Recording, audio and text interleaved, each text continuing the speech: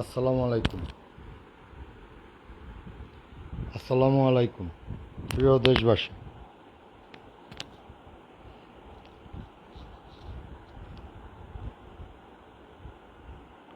আসসালামু আলাইকুম প্রিয় দেশবাসী।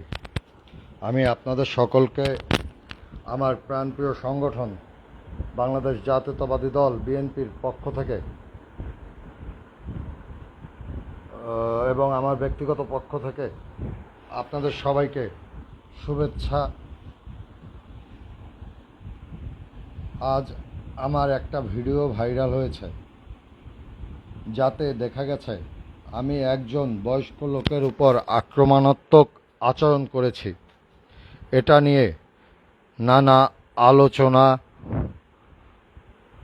ও আপনাদের সামনে মূল বিষয়টা তুলে ধরা উচিত বলে আমি এ লাইভে এসেছি। হ্যাঁ, একজন বয়স্ক লোক, তিনি, তার সাথে অমন আচরণ করা ঠিক হয়নি আমার। সেজন্য আমি দেশবাসীর কাছে ক্ষমা চাই। তবে আমি কোনো মুক্তিযোদ্ধার অসম্মান করিনি, আমি কোনো ভদ্র বয়স্ক লোকের সাথে বেয়াদবি করিনি। এই তথাকথিত কমান্ডার রশিদ ওরফে কালা রশিদ, চরমে ডাকাত রশিদ ওরফে ধর্ষক রশিদ, ওনার মুক্তিযুদ্ধে কোনো ভূমিকা ছিল না। উনি ভুয়া মুক্তিযোদ্ধা, এমনকি আওয়ামী লীগের প্রভাব খাটিয়ে টাকার বিনিময়ে মুক্তিযোদ্ধার কমান্ডার হয়েছেন এবং নিজেও টাকার বিনিময়ে যাকে তাকে মুক্তিযোদ্ধা বানিয়েছেন। ওনার অত্যাচারে বরগুনার সকল শ্রেণী পেশার মানুষ অতিষ্ঠ এবং সঠিক মুক্তিযোদ্ধারা লাঞ্ছিত, বঞ্চিত।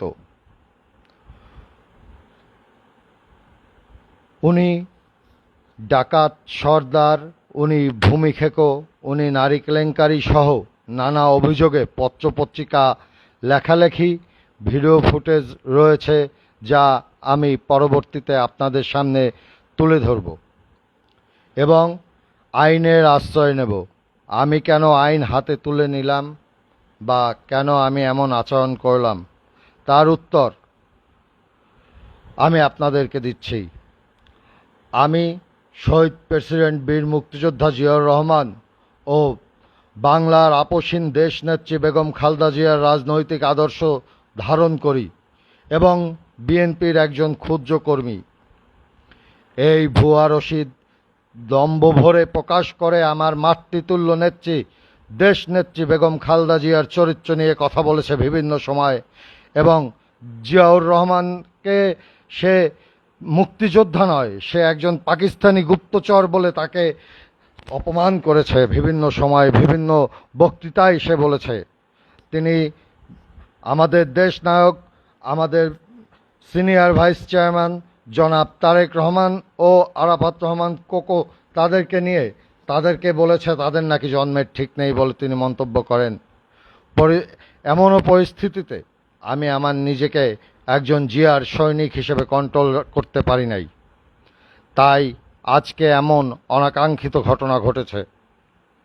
আমার কথাগুলো ও অভিযোগগুলো দেশ এবং দেশের আইন শৃঙ্খলা রক্ষাকারী বাহিনীর তদন্ত করে দেখবেন।